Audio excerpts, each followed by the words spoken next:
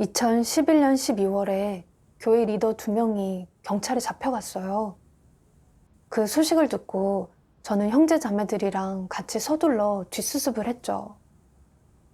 해야 할 일이 많아서 전 일단 한 자매네 집에서 지냈어요. 그러다 며칠 후에 편지 한 통을 받게 됐는데 다른 지교의 형제 자매들도 계속 경찰에 잡혀가고 있다는 거예요.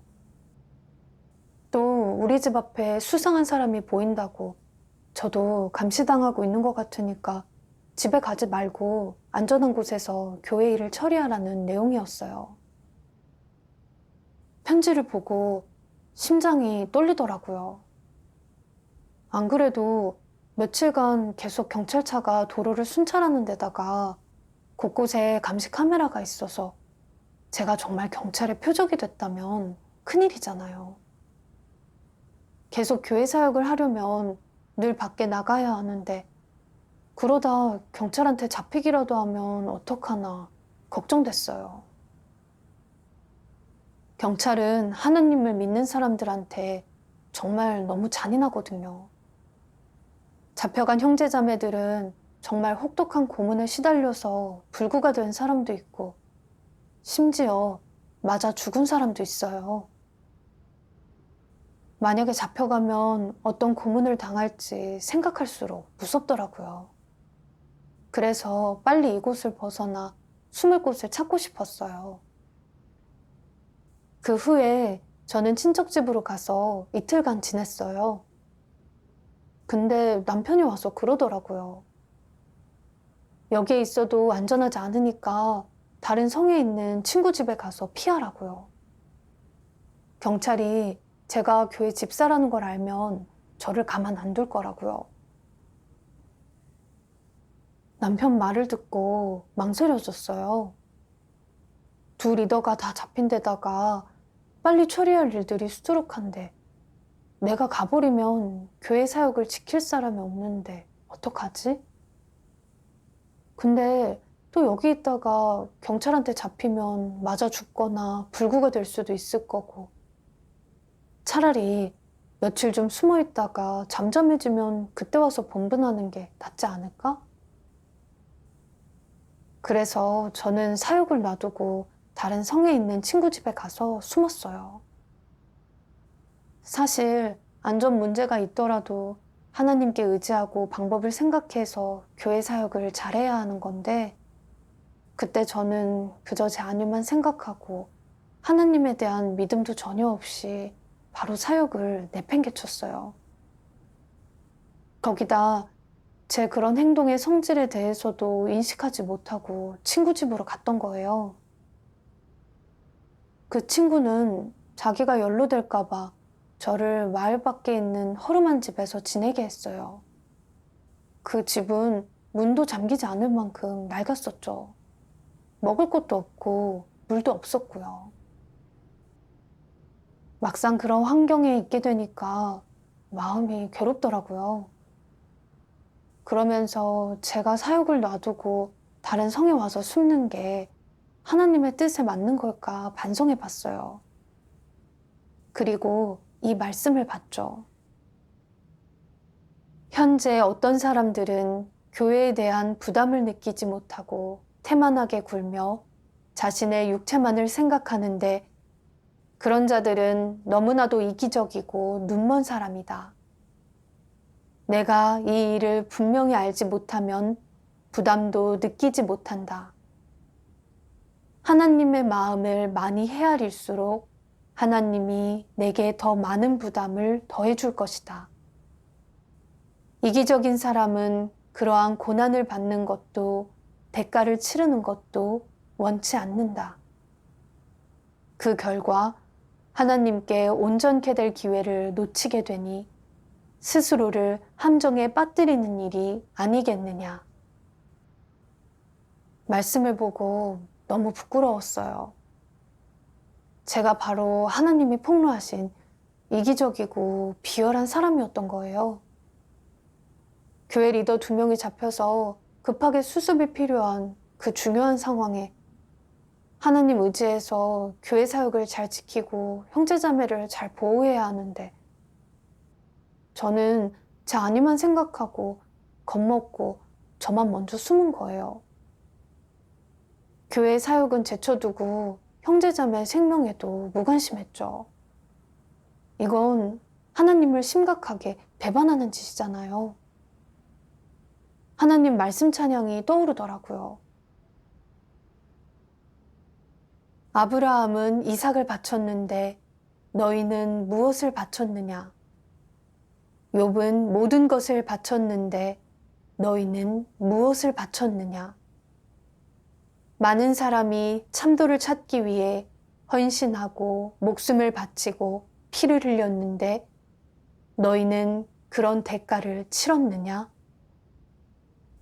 나는 하나님을 믿고 뭘 바쳤지? 아브라함은 하나님을 만족해 해드리기 위해서 아들을 바쳤고 욥은 재산과 자녀를 잃고 온몸에 악창이 났는데도 하나님을 위해 굳게 서서 증거했어. 근데 나는 뭘 했지? 열악한 환경 속에서 하나님을 만족해 해드리기 위해 충성을 바치기는커녕 경찰한테 잡히고 고문당해 죽는 게 두려워 교회 사역을 버려두고 무관심했으니 어떻게든 살아보려고 죽음이 겁나 구차하게 살아가는 탈주병이나 마찬가지구나. 군대는 유사시에 잠깐 쓰기 위해 천일을 양성한다고 세상 사람들도 다 아는 사실인데 나는 교회 집사면서 이 중요한 순간에 교회 사역을 잘 지킬 생각은 안 하고 자기 목숨 지키려고 전장에서 도망쳐버렸어. 정말 배은망덕하고 짐승만도 못하구나. 그 후에 또 이 말씀을 봤어요. 과거에 베드로는 하나님을 위해 십자가에 거꾸로 못 박혔지만 너는 최종적으로 하나님을 흡족해 하고 하나님을 위해 내 모든 에너지를 써야 한다. 피조물이 하나님을 위해 무엇을 할 수 있겠느냐? 그러니 너는 미리 자신을 하나님의 지배에 맡기고 하나님이 기쁘고 즐거울 수만 있다면 하나님이 하는 대로 따라야 한다. 사람에게 불평할 자격이 어디 있느냐? 이 말씀에 크게 격려받고 책망도 받았어요.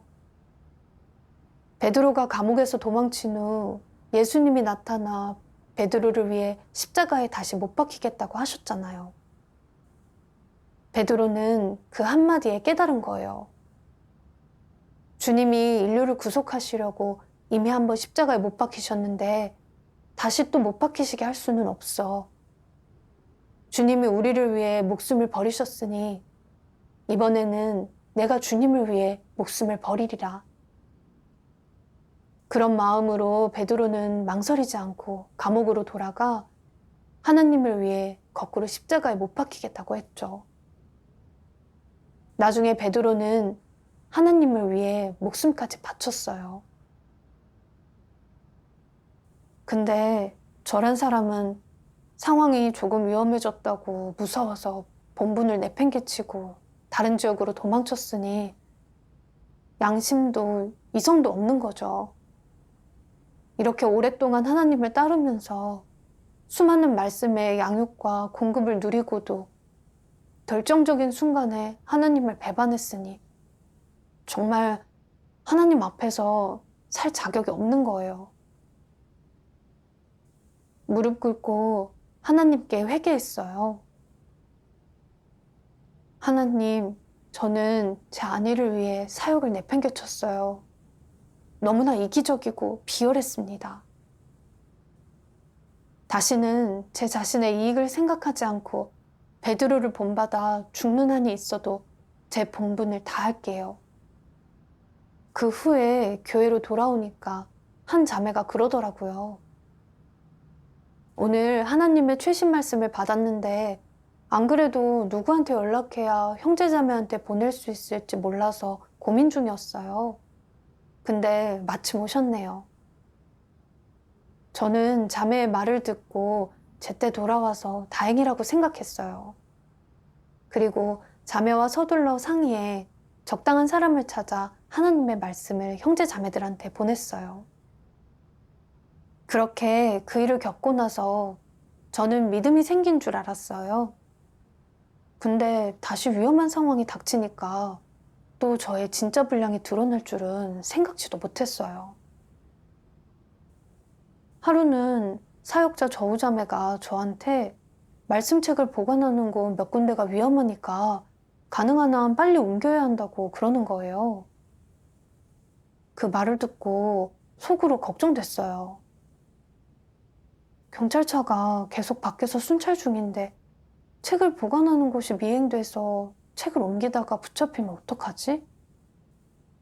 만약 잡히기라도 하면 분명 고문당할 텐데, 만약 맞아 죽기라도 하면 내가 하나님을 믿어도 어떻게 구원받아 천국에 가지?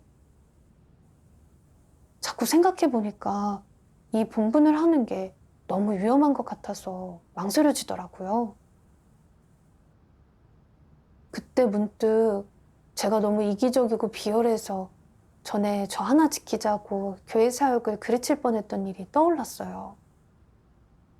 그래서 저는 하나님께 의지해 이 본분을 잘해야지 다시는 간증이 없어서는 안 된다고 마음을 고쳐먹었어요.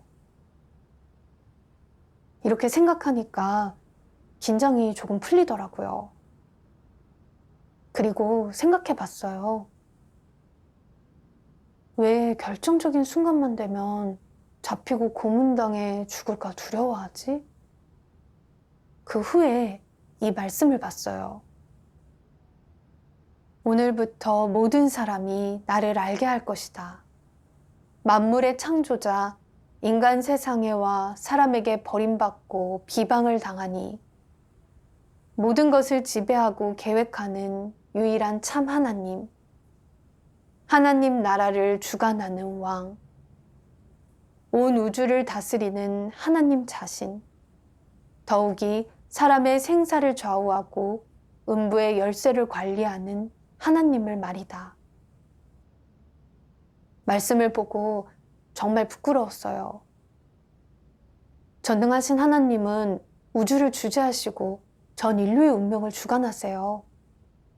사람의 생사도 다 하나님 손에 달려있고 하나님께서 정하고 안배하시죠.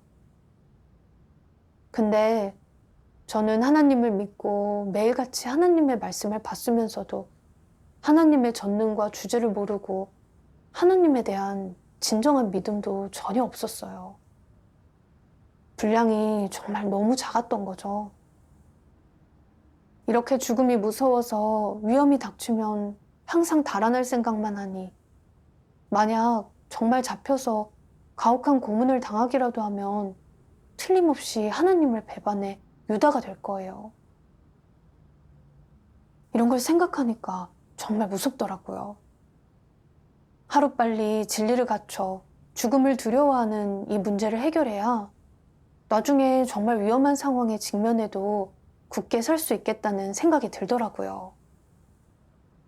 그 뒤에 이 말씀을 봤어요. 사람이 목숨을 내던지면 그 무엇도 문제가 되지 않을 것이고 그 누구도 사람을 쓰러뜨리지 못할 것이다. 무엇이 목숨보다 더 중요하겠느냐. 그러므로 사탄이 더 이상 사람에게 뭔가를 하지도 사람을 어쩌지도 못하는 것이다. 비록 육체를 정의할 때 사탄에 의해 폐괴된 육체라고 했지만 사람이 정말로 스스로를 바치고 사탄에게 휘둘리지 않는다면 그 누구도 사람을 쓰러뜨리지 못할 것이다. 말씀에서 제 치명적인 약점이 죽음에 대한 두려움이라는 걸 알게 됐어요. 사탄은 제 육의 연약함을 이용해 저를 공격하고 하나님을 배반하게 해서 결국 사탄과 같이 지옥에 가서 벌을 받게 하려고 해요. 정말 너무 비열하고 사악하죠. 하지만 저의 생사는 하나님이 주장하시니 사탄이 아무리 날뛰어도 하나님의 허락 없이는 저를 어떻게 할 수 없어요. 그러니까 저는 제 삶과 죽음을 하나님께 맡기고 하나님 집에 따라야죠. 공산당에 잡혀 고문으로 죽게 되더라도 저는 굳게 서서 하나님을 증거할 거고 절대 다시는 탈주병이 되지 않을 거예요. 이 말씀이 떠오르더라고요. 인류의 일원으로서 그리고 경건한 그리스도인으로서 우리는 하나님이 준 사명을 완수하기 위해 몸과 마음을 바칠 책임과 의무가 있다. 우리의 온 몸과 마음은 하나님에게서 왔고 하나님의 주제로 존재하기 때문이다. 우리의 몸과 마음이 하나님이 준 사명과 인류의 정의로운 사업을 위해 존재하지 않는다면 우리의 영혼은 하나님이 준 사명을 위해 순교한 사람은 물론이고 우리에게 모든 것을 공급해 준 하나님을 마주할 면목이 없을 것이다. 말씀을 보고 피조물이 하나님이 맡기신 일을 완수하고 죽는 게 가장 의미 있는 일이라는 걸 깨달았어요. 예수님을 따랐던 제자들과 사도가 하나님의 복음을 전하기 위해 순교했고 하나님은 그들의 죽음을 기념하셨어요. 그들이 육으로는 죽었지만 영혼은 하나님 손에 있어요. 만약 죽음이 두려워서 유다가 돼 하나님을 배반하고 마지막에 하나님께 벌을 받아 죽는다면 그때는 진짜로 죽어서 지옥에 가게 되는 거죠. 그리고 그건 영원히 고통받는 거고요. 예수님께서 말씀하셨죠. 누구든지 제 목숨을 구원코자 하면 잃을 것이요. 누구든지 나를 위하여 제 목숨을 잃으면 찾으리라.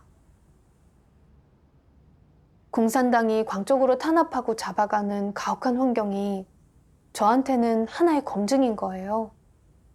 하나님께서 제가 죽음의 통제를 받지 않고 사탄 앞에서 굳게 서서 증거할 수 있는지를 보시는 거죠. 제가 만약 죽음이 두려워 사약을 내팽개치고 하나님을 배반한다면 살아있어도 죽은 거나 다름없어요. 이런 생각에 저는 하나님께 제 육을 버리고 하나님을 의지해 본분을 잘하겠다고 기도했어요. 책을 옮기면서 저는 속으로 계속 하나님 말씀 찬양을 불렀어요. 너는 피조물이기에 마땅히 하나님을 경배해야 하고 의미 있는 인생을 추구해야 한다. 내가 사람이라면 마땅히 하나님을 위해 헌신하고 모든 고통을 감내해야 한다. 너는 자신이 지금 받고 있는 이 작은 고난을 마땅히 기쁘고 편한 마음으로 받아들여야 하고 욥이나 베드로처럼 의미 있는 인생을 살아야 한다. 너희는 바른 길을 추구하고 진취하고자 하는 사람들이다.